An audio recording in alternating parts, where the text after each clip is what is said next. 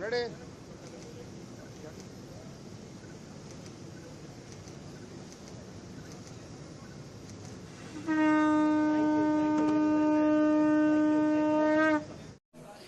Yeah, no, it's very big for us as a team. We came out with a goal, and we played really well, and obviously we executed. There's a bit of bumps on the way, but we finished it off, and it was what we wanted. But at the last ball you hit the four, Yeah. and equal the score, tied the match. How that confidence came into you, and what was going in your mind that time, because that was a very crucial moment. Very, very honest. There was no confidence because the first 10 balls I played wasn't very good. It was the first time I batted in the tournament, and honestly didn't bat very well. Could have batted a little bit better. But all that mattered was that moment we needed a boundary, and we had to make it happen, so we made it happen. Wasn't really impressed with the way I batted, but you know what? It's all about getting the win, getting whatever the team needs us to do, we do it, and then we get it done. Do you ever think that you guys enter in a big tournament like this and beat was a giant team Pakistan, because they played a final last World Cup, T20 World Cup? So do you think that, or what discussed in the team meeting before the game, that you can beat those guys? Went on? To be very honest, like for us, like it's not about what other guys done. Like those teams are very fortunate. They get to play a lot of cricket. They get taken care of by the ICC more than us. We just have to play our cricket, and when we get a chance to play against those guys, we do the best we can. Obviously, we don't get that much of sort of game practice and all that stuff in sort of like that sort of environment. Those guys do, so that's good for them. But we just come in and we just play the best we can. How you celebrate your victory now? Did you guys party whole night? What do you guys do? No, we don't celebrate. We want to go to the next round. We know we're good enough. Yeah, we had a couple of beers. We enjoyed with our guys because we did a great job. But no, we know there's stuff to do. We have a couple games in hand. We need to get to the next round. One thing I want to know: how do you feel that your first time your World Cup happening in US, and it's a kind of a boost for US that cricket happening there? How does it feel? No, it feels amazing. Obviously, I'm born in Canada. It's very close to US. But being home in US, I think it's a great growth for US. Great growth for cricket. I think cricket needs to grow. I think cricket's been pretty stagnant in where they've been, and they've been pretty happy with how it's been. But you know, growth in the world. You look at soccer, football, we call it back in the UK. See how much that's grown, and I think cricket needs to grow. Cricket's been pretty stagnant and pretty happy with where it's going, so it's nice that it's growing, and I think it should grow. People shouldn't be nervous or shy that it's growing, but we love that it's growing. Next clash against India, how does it matter for you, because you are Indian? How does it matter for you? I'm born in Canada. My parents are brought up in India. I love it. I love all the players there. I think they're amazing. I think they're some of the best players in the world, and obviously we look up to them and stuff, but we have a job to do. They have a job to do, and we'll see what happens. But obviously, we love them. I think they're amazing. And you're being famous in India right now because you understand that, because Nitish, there's a big politician also whose name is Nitish. I have no idea. But I just know all the memes, but I have no idea. But you're so much famous right now in India because people are following you, they are watching your profile, so they just love you. I don't think I should be. I think I had a pretty bad stint there for 1 ball. That's just the game. I think we get a little bit emotional how we do, but it's just about getting the job done. देखिए advantage India को है क्योंकि India ये मैदान पे 2 match खेल चुकी है और पाकिस्तान वो फ्लैट पिच पे खेल के यहाँ पे आएगी, पिछला मुकाबला ज़रूर पाकिस्तान हारा है यूएसए के सामने, और उस मुकाबले की हार के बाद अपने आप को यहाँ पे लाके इन कंडीशन में ढालना बहुत बड़ा चैलेंज रहेगा पाकिस्तान के लिए। तो एडवांटेज इंडिया के पास है और इंडिया अच्छा भी खेल रही है इस पिच के ऊपर। जहाँ थोड़ी सी समतल उछाल देखी है वहाँ सबसे बेहतर किसी ने अडॉप्ट किया है तो वो टीम इंडिया ने, और मुझे लगता है कि टीम इंडिया जो है इस मैच में फेवरेट है। इम्पैक्ट कौन प्लेयर, मुझे लगता है कि कोई सबसे बड़ा इम्पैक्ट अगर कोई डालेगा इस मैच में तो वो जसप्रीत बुमराह एक खिलाड़ी है, दूसरे में सूर्य कुमार यादव बल्लेबाजी में मैं उनको चुनता हूँ क्योंकि ये दो खिलाड़ी अपने दिन पे मैच विनर हैं। ऑफकोर्स ऊपर से गेंदबाजी अच्छी हो, बल्लेबाजी में अगर नींव अच्छी बन जाए, विराट और रोहित अच्छी नींव रख दें तो फिर वारे नहीं आ रहे हैं, मुझे लगता है फिर कोई परेशानी का सबब बनेगा नहीं। यदि एक स्पिनर खेलना है तो मुझे लगता है कुलदीप यादव को खिलाना चाहिए क्योंकि कुलदीप विकेट टेकर हैं, उनके पास वेरिएशंस हैं। वेरज अक्षर पटेल मुझे लगता है कि उनको खिलाया गया है इसलिए क्योंकि 8 नंबर पे बैटिंग चाहिए टीम इंडिया को, और शायद इसी कंडीशन में जहाँ पे वो डर है या शंका है कि अगर ऊपर से 3 आउट हो गए तो फिर कहीं लेने के देने ना पड़ जाए, तो इसलिए अक्षर पटेल को खिलाने का मतलब ये है कि बैटिंग थोड़ी और लंबी हो जाती है। बट अगर आप देखें तो 7 बल्लेबाज और 8वें पे अगर कुलदीप को भेजें और साथ में कुलदीप की गेंदबाजी जो है वो ज़्यादा गेम में आ सकती है, उनको 2-3 विकेट भी लेके दे सकते हैं वो। Met and they perused all the details of the centers of the CCTV, and they found that sometime center-wise there is a different time was lost, and they should be compensated for the marks. And there was a Supreme Court judgment in 2018 in Clatt case कि if there is a this type of grievance कि time loss होता है तो there is a formula and on that basis compensation can be given. So the committee thought कि this is the way we can address the grievances. So during this grievances their marks have been increased, and due to that some students, the concerns which have come to the media is because of the certain candidates have got marks which are they have come in the top, 6 candidates have come in the top, 2 candidates have 718 and 719 marks. So that is how the issue came कि how candidate can get 718 and 719. So it is not because the number of questions +4 -1, but because of the scale formula the numbers can be 718 and 719 also. So we have analyzed all the things and transparently, and then declared the result. So this problem was happened out of 4,750 centers, it was limited to few 6 centers, and out of 24 lakhs it was only 1,600. So the integrity etc. of this exam throughout the country was not compromised. And one issue which was happened in Savai Madhavpur, that because of wrong Hindi English distribution, we took the action immediately, and because by that time at every center candidates were inside. So the question paper in social media was I think around 4:28, 4:29 p.m. after the start of 2 hours 28 minutes later.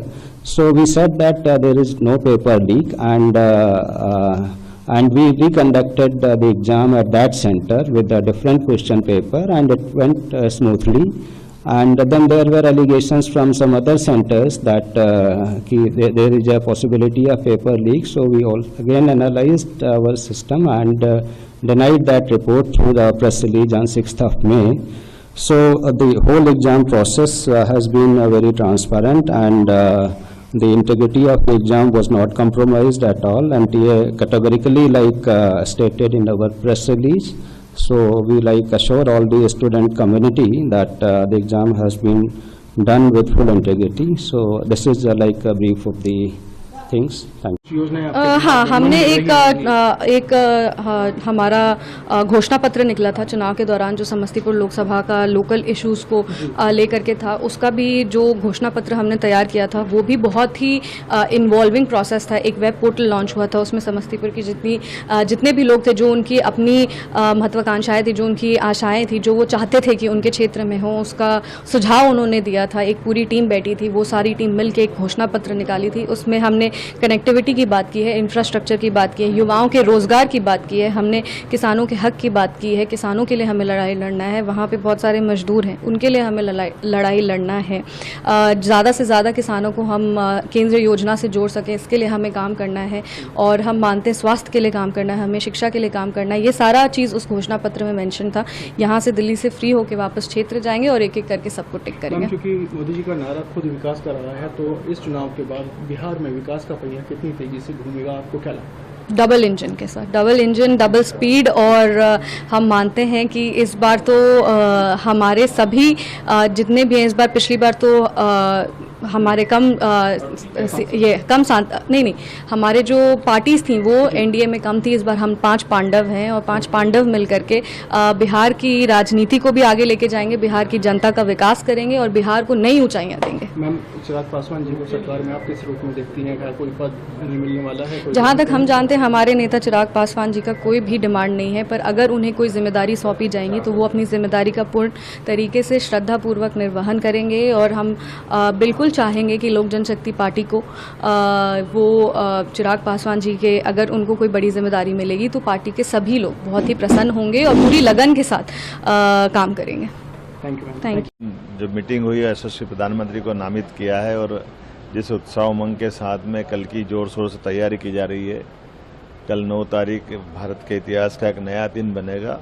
यह यशस्वी प्रधानमंत्री श्रीमान नरेंद्र मोदी जी तीसरी बार NDA के घटक दल के नेता होने के नाते से भारतीय जनता पार्टी के हमारे वरिष्ठ नेता भी हैं। और जिस प्रकार का समय चल रहा है, भारत को और आगे बढ़ाने के लिए एक बार फिर वो तीसरी बार प्रधानमंत्री की शपथ लेंगे। और ये देश की आज़ादी के बाद पहले ऐसे गैर कांग्रेसी प्रधानमंत्री होंगे जो तीसरी बार इतने अच्छे बहुमत के साथ में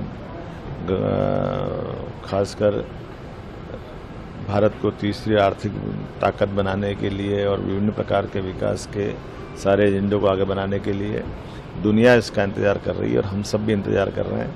कल मैं पुनः अपने मित्रों के साथ यहाँ पूरे इस कार्यक्रम का साक्षी भी बनूंगा और इसमें उत्साह उमंग से शामिल भी हुआ। मेरी अपनी ओर से यशस्वी प्रधानमंत्री को अग्रिम शुभकामना, बधाई। भूपेश बघेल ने बोला है कि सरकार टिकेगी नहीं, कोalition है। आप लोग कह रहे हैं कि ये एनडीए की फुल फॉर्म बदल दी। Nitish dependent alliance, Naidu dependent alliance और मोदी जी कह रहे हैं कि न्यू डेवलपमेंट अलायंस है। देखिए, मोदी जी प्रधानमंत्री बनने जा रहे हैं तीसरी बार, उनको बहुत बधाई।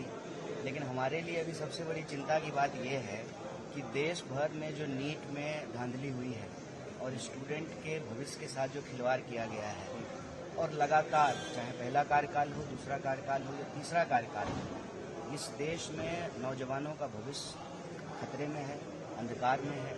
तो मुझे उम्मीद है कि प्रधानमंत्री जी इन चीज़ों पर जल्द से जल्द जो है त्वरित कार्रवाई करेंगे। 20 लाख से ज़्यादा पोस्ट खाली हैं, उनको भरने का काम करेंगे। और बार बार जो पेपर लीक हो रहा है, प्रश्न पत्र लीक हो रहा है, उस पर कोई ठोस कानून बनाया जाएगा। और बड़े पैमाने पर देश में जो बेरोजगारी है सबसे ज़्यादा, उस पर जो है कोई नई नीति लाई जाएगी, लोगों को रोजगार दिया जाएगा। और अभी जो तुरंत का मामला है, आपने देखा होगा कि नीट एग्जाम के रिजल्ट के बाद कई स्टूडेंट्स ने आत्महत्या की है। 1 घंटे में 2 से ज़्यादा नौजवान आत्महत्या कर रहे हैं। तो ये एक युवा देश के लिए, भारत दुनिया का सबसे युवा देश, सबसे चिंता की बात है। प्रधानमंत्री जी तीसरी बार जो है प्रधानमंत्री बन रहे हैं, उनको बधाई। लेकिन वो युवाओं और विद्यार्थियों के सपनों को जो आज तोड़ा जा रहा है, जिस तरीके से उनके भविष्य से खिलवाड़ किया जा रहा है, उस पर कोई कार्रवाई की हम उम्मीद करते हैं। राहुल जी के लिए क्या कहेंगे? क्योंकि आपके कई सांसद जो है वो ये कह रहे हैं कि अब उन्हें नेता विपक्ष का जो है वो संभालना चाहिए पद। अच्छा, वो तो मीटिंग है, सीपीपी की मीटिंग में तय किया जाएगा। हाँ। तो सांसदों ने मांग रखी है, आप क्या सोचते हैं कि उनको अब जिम्मेदारी? देखिए, पार्टी को एक प्रक्रिया के तहत पार्टी चलती है और चलना भी चाहिए, तो भी बैठकों में तय होगा।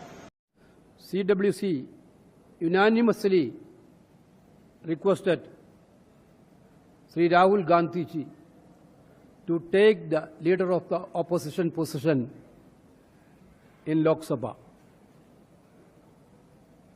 All the participants unanimously put up their views on this issue. Everybody was unanimous that Rahul ji should take leader of the opposition position in the Lok Sabha, because we already told, during this election we raised so many issues, burning issues, unemployment, price rise, Agniveer-like issues, women issues, social justice issues. So these issues has to be continued in a greater manner inside the parliament also. Rahul ji is the best person to lead this campaign inside the parliament. This is what the CWC's view. Therefore, I think entire CWC feel that in the current scenario of Indian politics, for a better and strong, vigilant opposition, those who want to protect Constitution also, should be safe under the leadership of Rahul Gandhi ji as a leader of opposition. This is what the CWC resolution. Thank you. हम लोगों को सूचना प्राप्त हुई थी कि जो एक कुख्यात अपराध कर्मी हैं पप्पू शर्मा उर्फ अमिताभ रंजन, चंदवा गांव के रहने वाले हैं। इनका विस्तृत आपराधिक इतिहास है और कई कांडों में ये अभी भी वांछित हैं। इनके अपने घर में आए होने की और छिपे होने की सूचना हम लोगों को प्राप्त हुई थी। उसमें STF जहानाबाद पुलिस की संयुक्त छापेमारी की गई है। जहानाबाद पुलिस की टीम की तरफ से अनुमंडल पुलिस पदाधिकारी सदर, DIO जो हमारे प्रभारी हैं, टाउन SHO, परस बीघा SHO जिनके एरिया में कार्रवाई हुई है, सभी लोग यहाँ उपस्थित हैं और इन लोगों ने एक बड़ा ऑपरेशन चलाया और लगभग 10 घंटे से ऊपर सर्च अभियान किया है और उस अभियान के परिणाम स्वरूप जो पप्पू शर्मा हैं इनकी गिरफ्तारी हुई है, उनके कुछ सहयोगियों की गिरफ्तारी हुई है, उनके घर के सदस्यों की भी गिरफ्तारी हुई है। और सबसे इम्पॉर्टेंट फैक्ट ये है कि ये पप्पू शर्मा पिछले काफ़ी समय से विस्तृत आपराधिक इतिहास के बाद ठगी का भी काम कर रहे थे और इन्होंने लगभग 4 वर्षों से स्वयं को मृत घोषित कर रखा है और उसका भी प्रमाण पत्र बनवा रखा है, जिससे हम लोगों को भी बहुत सारी न्यायिक प्रक्रियाओं में बाधाओं का सामना करना पड़ रहा था। इनका लगभग 2011 से लेकर 2023 तक का विस्तृत आपराधिक इतिहास अभी तक हम लोगों को प्राप्त हुआ है, जिसमें परस बीघा थाना के अधिकांश कांड हैं, 115/11, 8/13 से लेकर लगभग 2021 तक के कांड हैं और जहानाबाद टाउन थाना का भी कांड इनके ऊपर पूर्व में दर्ज है। 3 कांड ऐसे हैं जो परस बीघा 19-20, परस बीघा 12-21 और परस बीघा 48-21, जिनमें अभी भी ये वांछित चल रहे हैं। हम लोगों की प्राप्त जानकारी के अनुसार कुछ अन्य प्रदेशों में, विशेष तौर पर झारखंड में कुछ न्यायिक जो है प्रोसेस इन लोगों पर इशू हुए थे इन पर, जो इनके मृत सर्टिफिकेट दिखाने की वजह से जिनका एग्जीक्यूशन नहीं हो पा रहा था, उसके संबंध में भी हम लोग सूचना एकत्रित कर रहे हैं। इस पूरे अभियान में हम लोगों ने 6 गिरफ्तारियां की हैं अभी तक, जिनमें ये जो मुख्य अभियुक्त हैं अमिताभ रंजन और पप्पू शर्मा, इनके अतिरिक्त नंदन कुमार, राकेश कुमार, अमन कुमार और 2 महिलाएं हैं, मिंटू रंजन पिता अमिताभ रंजन, दीपा रंजन, मिंटू रंजन पति अमिताभ रंजन और दीपा रंजन पिता अमिताभ रंजन। इन लोगों को भी गिरफ्तार किया गया है। जो बरामदगी है इनके घर से वो एक देशी पिस्टल, 56 जिंदा कारतूस, जिसमें पिस्टल के भी कारतूस हैं, .315 बोर के भी कारतूस हैं, एक रेगुलर राइफल है जिसको हम लोग ये पता लगाने का प्रयास कर रहे हैं कि वो राइफल कहाँ से चोरी हुई या उसका क्या इतिहास रहा है, जिसके आधार पर हम लोग अग्रिम कार्रवाई करेंगे। इसके अतिरिक्त वॉकी टॉकी, चार्जर, एक लैपटॉप, मोबाइल, जो इनका मृत्यु का जाली प्रमाण पत्र है वो भी मूल प्रमाण पत्र प्राप्त किया गया है और इनके घर में लगभग लाखों की ऐसी संपत्ति भी हम लोगों को देखने को मिली है जो किसी न किसी ठगी के फलस्वरूप इन्होंने मंगाई होगी, परंतु उनके संबंध में कोई कांड अभी तक हम लोगों के सामने नहीं आए हैं। हम लोगों का अनुमान है कि हम लोगों की इस कार्रवाई की आपके माध्यम से जब खबर जाएगी तो और भी कुछ कांड हम लोगों के पास प्रतिवेदित हो सकते हैं, उन पर भी हम लोग अनुसंधान करेंगे।